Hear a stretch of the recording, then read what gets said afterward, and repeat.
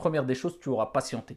Deuxième des choses, remets-toi-en en ton Seigneur tabaraka wa ta'ala. Il faut se prémunir, bien sûr.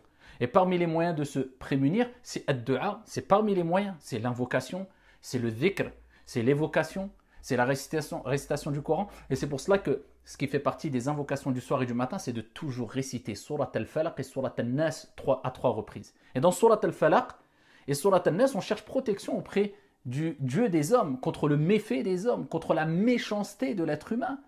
Et on dit aussi dans ces soirs, on mentionne à un moment wa min sharri, et on cherche protection près de Dieu contre quoi? Wa min sharri hasidin idha hasad.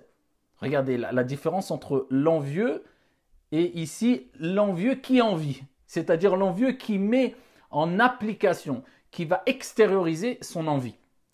Et je cherche protection auprès de toi contre l'envieux quand il va avoir cette jalousie, quand il va envier.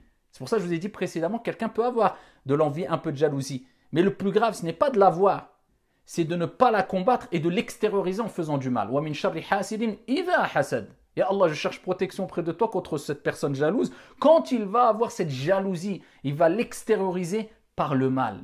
Et aussi les invocations du soir et du matin comme Bismillahilladhi la yadurru ma'asmihi shay'un fil ardi wa la fis sama' wa huwa as-sami'ul alim, etc. Les invocations qui vous permettent d'avoir une assistance, une préservation venant de votre Seigneur tabaraka wa ta'ala.